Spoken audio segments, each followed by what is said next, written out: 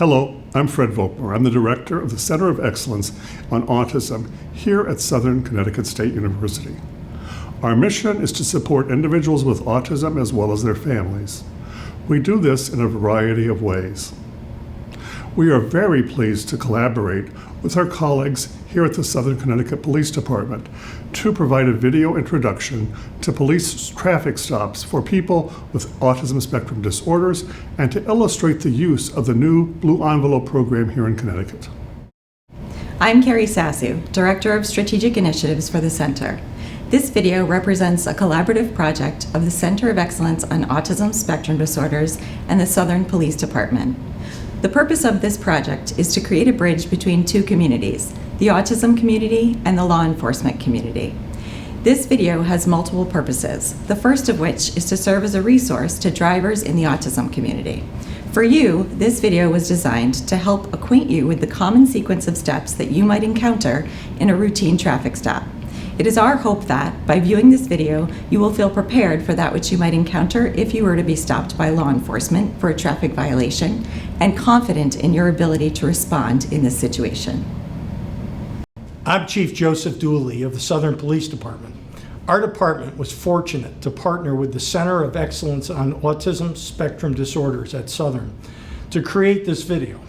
For the law enforcement community, it is our intent that this video assists police supervisors and officers in enhancing their training and understanding related to autistic individuals in the event of a traffic stop. We hope you find the following video informative. Hello, I am Officer Pete McCoy of the Southern Connecticut State University Police Department in New Haven, Connecticut. Along with the Center of Excellence on Autism Spectrum Disorders, we have embarked in a collaborative commitment to help individuals who identify as being on the autism spectrum to feel more confident when operating a car by learning some effective techniques for communicating with police in the event that they are stopped for any reason. It is important to know that there are many different reasons that you may interact with police officers. It doesn't necessarily mean that you have done anything wrong.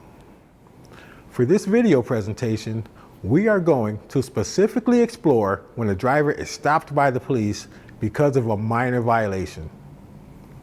You will see the driver employ some important techniques that help everyone at the scene to stay as relaxed as possible and know what to expect next.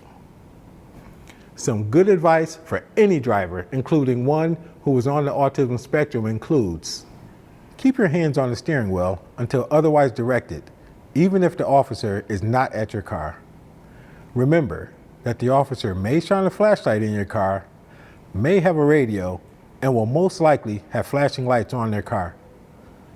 In Connecticut, we offer the Blue Envelope program, which helps drivers to voluntarily and readily identify themselves as being on the autism spectrum.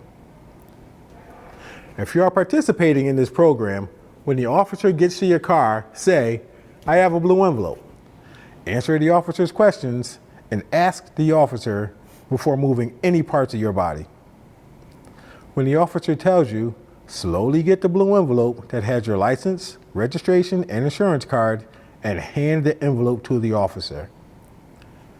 The officer will go to their cruiser with your things, and you will need to wait in your car for the officer until he or she comes back to your car. When the officer comes back to your car, they will explain the end of the stop and return your license, registration, and insurance card to you.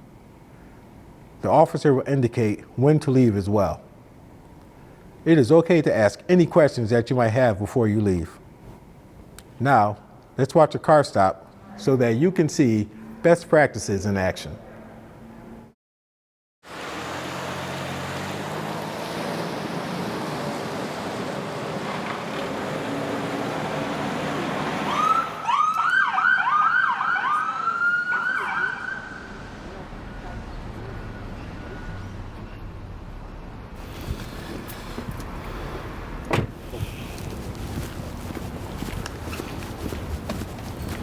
Good afternoon, sir. I'm Officer Sinkru with the Southern Connecticut State University Police Department.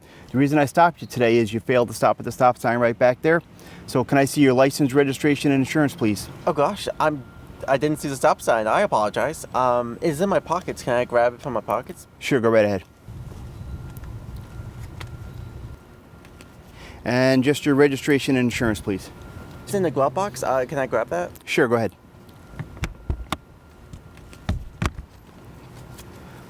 Excellent. I see you have a blue envelope here.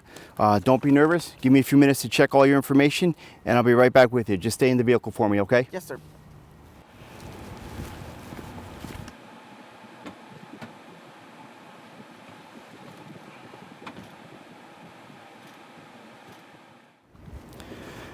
Okay, sir, I found your paperwork to be all up to date and in order. I'm not going to give you a ticket today. I'm just going to give you what we call a verbal warning. I'm going to ask that you do come to a complete stop when you come to the stop sign. All your information is back in the envelope here.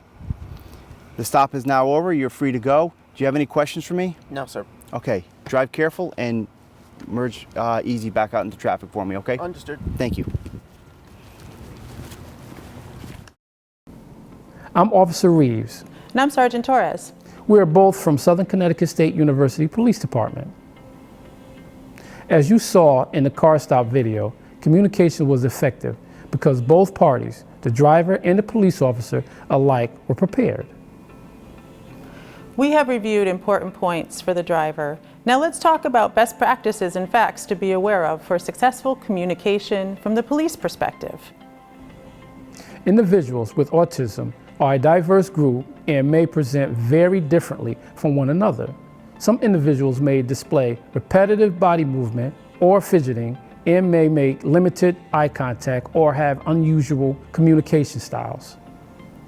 The driver may exhibit signs of anxiety and may be highly sensitive to the bright or flashing lights, noises from your radio, or verbal commands from more than one person. Allow the driver extra time to respond to your questions or commands, as they may need more time to process your instructions and/or formulate a response. Use short, simple explanations and instructions. Speak clearly and limit unnecessary details or jargon. Please clearly tell the driver when the stop is over and that they may leave. If the driver becomes upset, ask or consider contacting the person listed on the contact card. On a daily basis, police officers encounter a multitude of individuals in emergency situations. Just as each emergency differs from the next, so does the individual involved. Police are trained to respond to a crisis situation with a certain protocol. But this protocol may not always be the best way to interact with people with autism. Because police are usually the first respond to an emergency, it is critical that these officers have a working knowledge of autism and the wide variety of behavior people with autism may exhibit in these situations. Teaching first responders the signs of autism is an important first step toward building understanding and preventing unfortunate situations. Many law enforcement agencies and first responders are currently including proactive training that helps to recognize behavioral characteristics and communication differences of an adult or child who has autism. It is our goal to always continue to improve our response techniques. For more information about the Blue Envelope program in Connecticut, you can reach out to the Connecticut Department of Motor Vehicle, visit our local police department, or contact the Center of Excellence on Autism Spectrum Disorder at Southern Connecticut State University.